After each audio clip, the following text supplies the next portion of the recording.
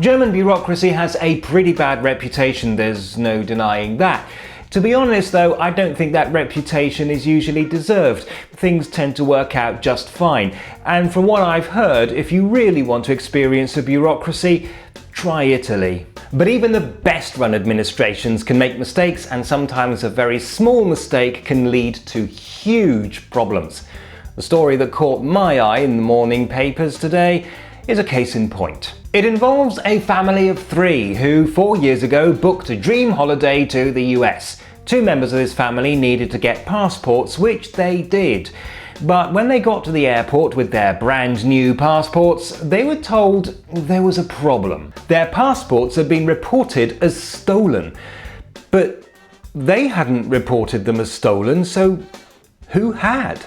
It has to do with how passports are issued in Germany. You go to the administrative offices of your parish. You do the paperwork there, then that gets processed and the federal printing office prints the passport and sends it back to the parish. But these are very important documents that are being transported all over the country, and an obvious security problem if they get lost or stolen. And so the parish must confirm that these documents have been received.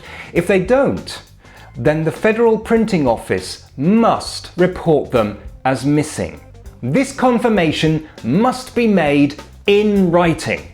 In a typically German move, the Federal Ministry of the Interior has stated that for security reasons, this confirmation cannot be made over the phone.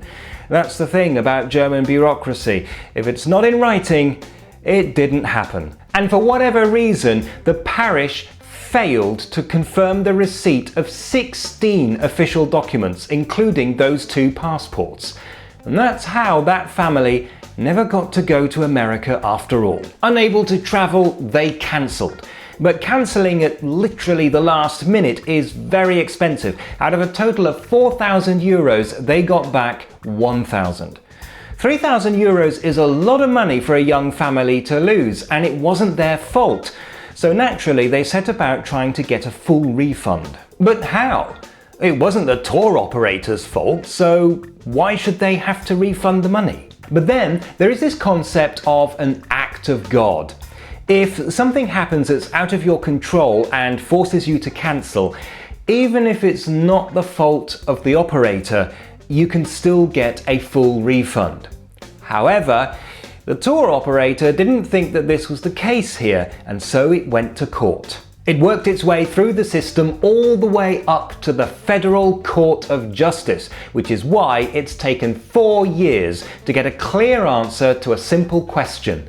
Is it an act of God if a bureaucrat forgets a routine task? According to the court, no, it's not. An act of God, said the court, is an external event outside of the influence of all the respective parties, and which, and this is the important bit, affects all the travellers equally.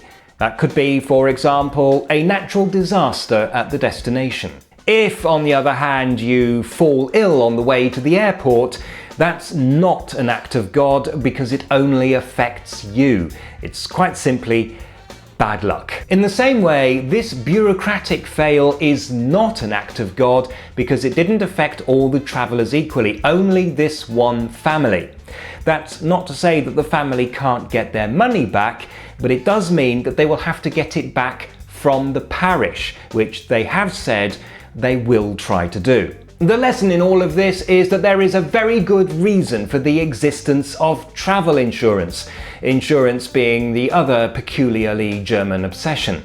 We also now know for absolute definite sure that regardless of what they might want us to think, German bureaucrats do not, after all, have godlike powers. Thanks for watching. If you'd like to send me a postcard, here's the address. And don't forget to visit my website and follow me on Twitter and Facebook.